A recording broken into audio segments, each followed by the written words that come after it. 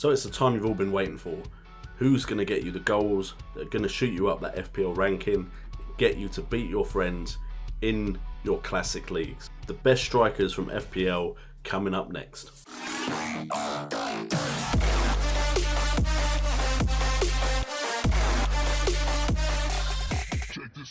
What's up guys, and welcome to JNO United, bringing you the best in football news, entertainment and games. And today we're looking at the strikers, we're looking at the juicy stuff. But before we get into that, make sure to subscribe if you're new to the channel so you're up to date with all of 30 days of FPL.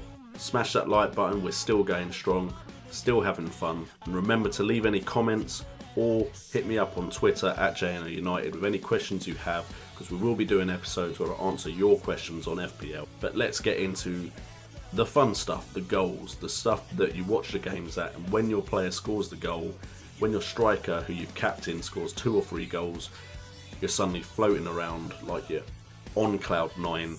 These are the best strikers in the Fantasy Premier League. Now this won't include some of the transferred strikers, because who knows how well they're going to perform.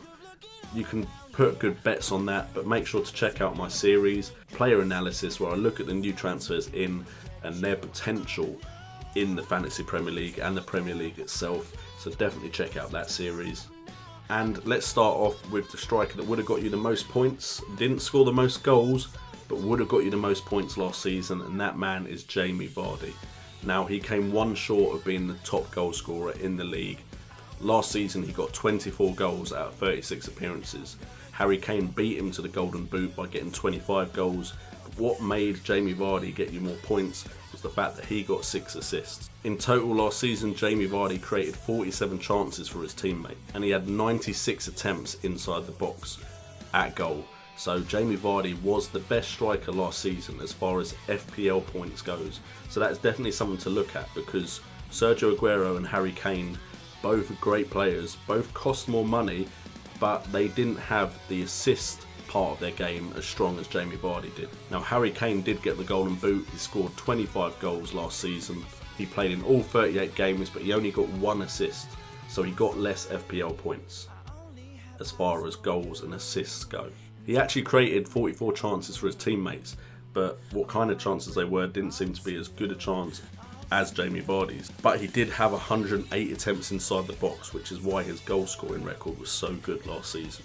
The thing with Harry Kane is we know he's done it 2 seasons in a row now, so that makes us a little bit more certain of his performance as far as the whole season goes. Last season he had 34 appearances and he scored 21 goals for Tottenham. This is when he was new on the scene and was quite cheap, so everyone loved Harry Kane in the 2014-2015 season. That season he did actually get 4 assists though, so maybe he will up his assists this season and still keep that goal scoring level. Then we have Sergio Aguero, the really explosive striker.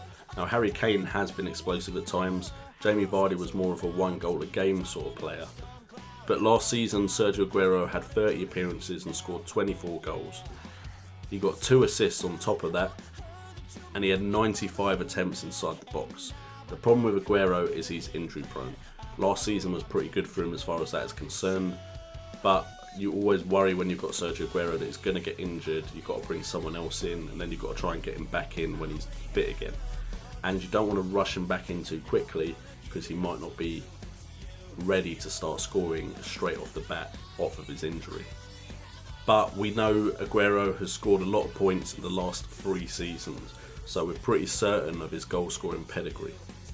In the 2014-2015 season, in 33 appearances he scored 26 goals and got 8 assists, completely outclassing any other striker in the league that season. He had 117 attempts inside the box that season as well, so this could be another great season for Aguero.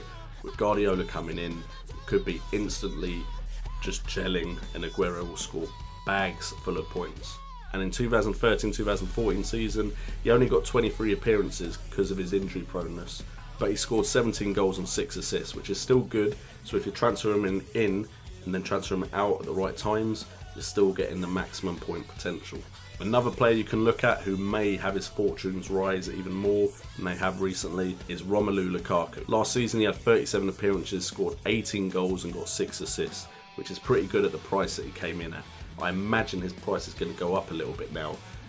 Maybe Coman can get the best out of him though, and he could be battling Harry Kane, Aguero and Jaime Vardy for that golden boot. He had 91 attempts inside the box last season and created 51 chances for his teammates, so he's definitely someone that could start battling for that top striker spot. We then look at Olivier Giroud. A lot of Arsenal fans say they need a new striker. A lot of people generally agree with that, but as far as FPL points go, if you have him at the right time and Wenger isn't trying Walcott up front, he can get you the points. If you got Giroud on the last day of the season last season, you were laughing. I went with Iheanacho trying to beat all my competition, and Iheanacho didn't work out as well as Olivier Giroud as the captain on the last day of the season, which I'm really disappointed about because I was looking at him, but I went for the wild card hoping to really rise up the ranks, and it didn't work out. But last season, Olivier Giroud had 26 appearances, got 16 goals and 6 assists. Now, if you take into account the amount of appearances he had, that is a pretty good record.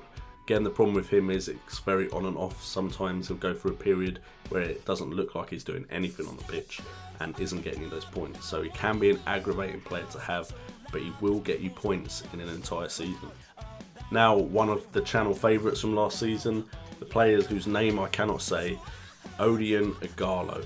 Feel free to leave in the comments if I've managed to still butcher it almost a year after I started saying his name.